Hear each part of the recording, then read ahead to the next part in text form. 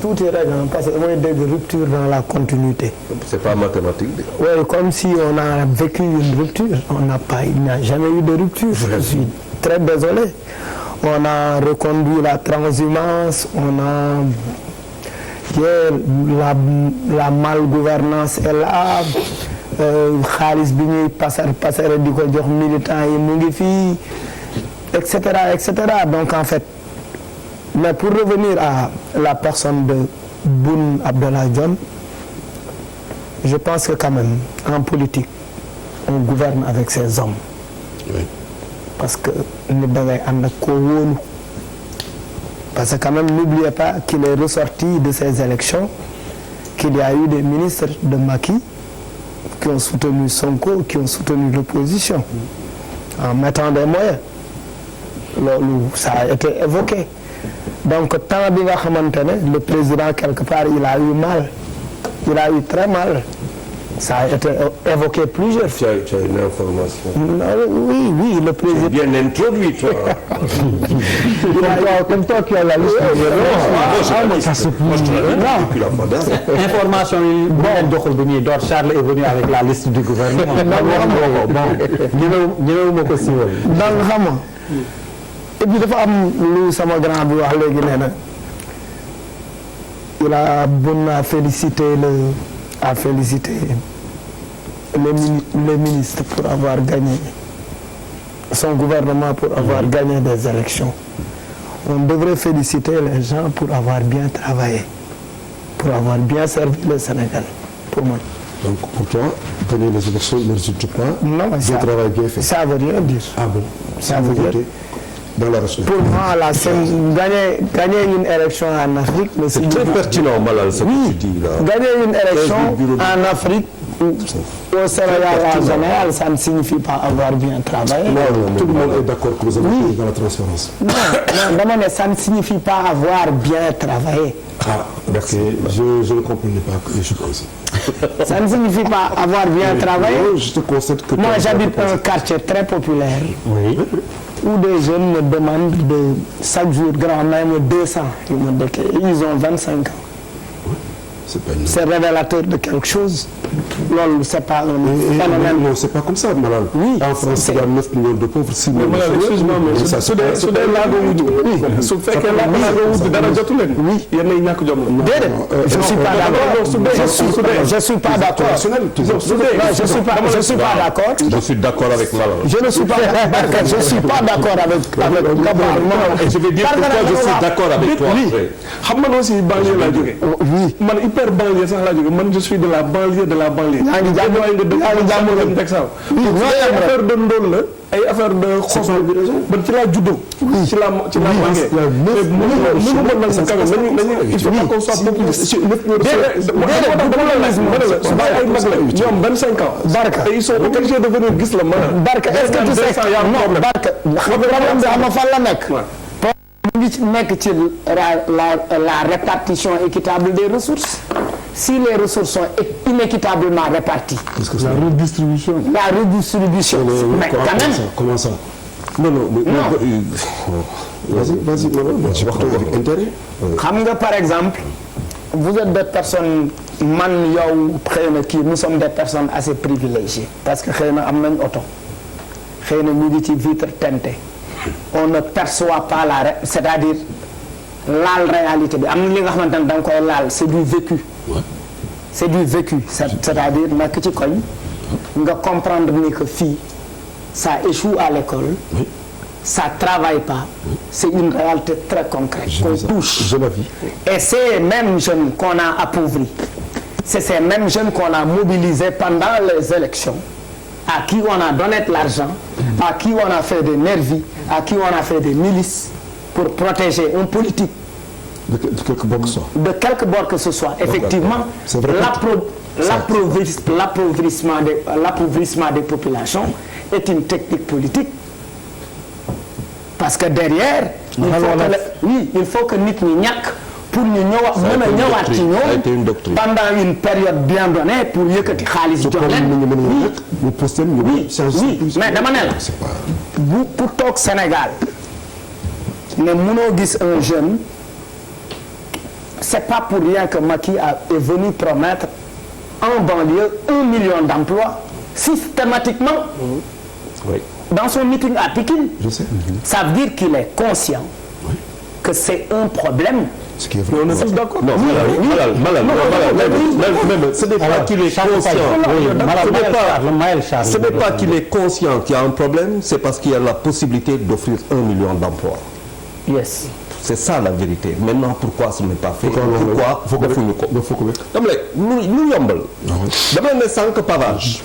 non politique da nga koy inventé politique de développement c'est une invention sa bopp yaa koy inventé par rapport à ta réalité géographique ta réalité historique nga inventé ko. ñu ne tey par exemple Dakar suuf la ñuy jël foo dugg si biir Dakar maa ngi ñëw suma rakk yoo xam nga ko Aliba aménagiste tout le temps il passe du temps son temps lire foo dugg biir Dakar suuf la ñaata xaalis nga investir si goudron si tali yi suuf bi lan lay def tali ga taw bi bu ñëwee tali ba dee. J'imagine combien on a investi mu rey tali ñu recommence pourtant mën nañ dindi suuf ga kan moo koy dindi c'est les anges c'est je blasphème peut-être excusez-moi c'est des extraterrestres qui vont venir les enlever. Ce sont des Sénégalais. Aujourd'hui baa ngi dire keroog on a recensé les impôts défenants 200 et quelques mille habitants au Sénégal boo bëggee def assiette élargir l'assiette fiscale mais doo dem feneen fu dul si biir gox yi recruter xale yi ñu assermenté dugg si biir kër yi et l'État te fait de l'argent comme c'est pas possible c'est indiscipline bu ñuy wax mais doo demee dem dëkk développé yi ñan ñoo régler problème mu indiscipline yi mais oto bu taxaw nga ñëw rek teg ko benn contravention teg ko foofu sa donc sax gars yi da ngay ñëw rek teg sa contravention tu dem mais Charles je suis désolé foofu day fekk nga mën retrouver waa ji bu boobaa. mais non attends toi aussi déglu ma c'est-à-dire si à chaque fois ci dafa wax sax benn affaire moi je suis un scientifique boo ko tegee dem duñ ko non loolu laa la wax boo ko tegee dem xam nga DER mënoo am benn aéroport bu am solo nga dugal si ay milliards dul jeex te amoo aéroport amoo caméra yu nekk fi gannaaw tout pour la sécurité de tout ça c'est-à-dire il y a des choses qui ne se comprennent pas. non dama ne. aéroport bi. mënoo am aéroport. bu am maanaa. mu am waaw léegi mu am caméra fu ne am ngeen ko léegi dites-moi comment se fait-il que tu aies des cambistes qui soient dehors et qui font le métier illégal qui illégalement de l'argent. Il y a des caméras qui peuvent les identifier loolu tax ma ne la man loo ma teg ma dëpp ko ne la affaire bi fu mu newul da ngay wax sànq tu dis aujourd'hui on est en politique da ngay continuer da nga ne tey par exemple tu veux un politique de ville une ville propre mais une ville propre il faut la rendre propre kan moo koy rendre propre il faut nga fay. ok kan moo koy fay c'est l'État ou c'est des sociétés qui sont créées pour les faire c'est le privé nga ñëw tey par exemple nga ne que tu veux que Dakar qui est en bordure de mer soit une ville blanche nga ne Kaolack par rapport à la poussière soit une ville saumon nga dem fii dem ci mais il y a des mécanismes de politique sociale et de développement yoo xamante boo ko defee xale yi dañuy liggéey. c'est pas ce qui manque. on a depuis président de la République pour te confirmer programme bi ci 3 grands programmes sectoriels yi dafa ne 0 déchet. 0 bidonville et ville créative. Voilà c'est ça. Ville créative mooy l'espace. non dama ne loolu tax ma ne la il a totalement raison. quand aujourd'hui tu viens nga jël benn ministre nga jox ko 4 oto. 4 oto yoo xamante ne essence ba ngay jox ministre ba essence ba nga koy jox yow produire loo ko bitim réew la oto bi produire loo ko bitim réew la lépp si biir produire loo ko yaa ngi teg sa xaalis di financer des autres kii nga jël ministre. boo paree nga am beneen affaire si biir nga ne j'ai une politique environnementale de lutte contre affaire de serre à partir mais ça dit quand même contradictoire il y a que ça tu dis tout à l'heure la rupture dans la continuité mais écoute yow da ngaa def littéraire loo tax xamoo dara loo toog fi di ma ne ay continue ça n'existe pas ce n'est pas possible on est dans la rupture on est dans la continuité peut-être du pouvoir parce que moi j'intègre que Macky Sall il n'y a pas d'après Macky Sall il y a Macky Sall on est dans l'ère Macky Sall et même après c'est l'ère Macky Sall pourquoi mais tey mu gagné élection c'est le président le mieux élu loolu tax sànq ma ne affaire bi dafa ma metti parce que ñu toog foofu yëpp à part certains mais c'est l'un des présidents le mieux élu d'Afrique en 2012 ak léegi donc il n'y a pas de complexe à se faire bu ñëwee toog tey mais c'est quoi son problème 2019 fan lañu jëm du local yi quand il y a les Rufisque lan la wax il faut vous mobiliser parce que local yi il faut que ñu gagner ko mais c'est politique Et tu vas avec qui tu vas faire ça? Tu vas faire ça avec des nouveaux qui vont venir là, tout nouveau là, venir se battre. Attends, quand même. Après loolu foo jëm 2022 boo demee 2022 lan la législative bi loo bëgg assise confortable à l'Assemblée nationale nga bëgg ñëw 2024 avec des gens yow bokkoo ca nga foog ne les candidats en 2024 ils vont avoir 30-40%. Mais c'est pas vrai. Les candidats en 2024 si Idrissa Seck se bat il a peut-être un peu plus de 20%, donc il va au deuxième tour. Si Sonko se bat, vous imaginez, ils vont au deuxième tour à eux deux.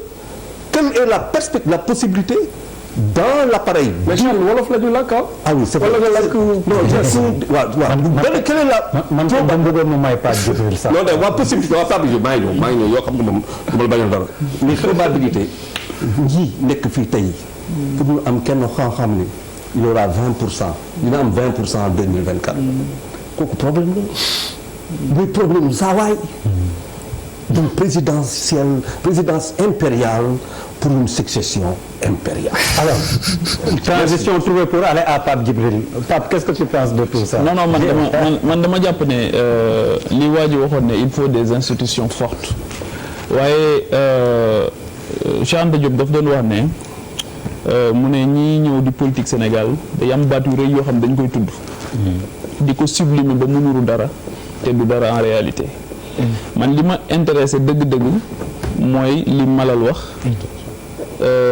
mooy pourquoi tey wax na léegi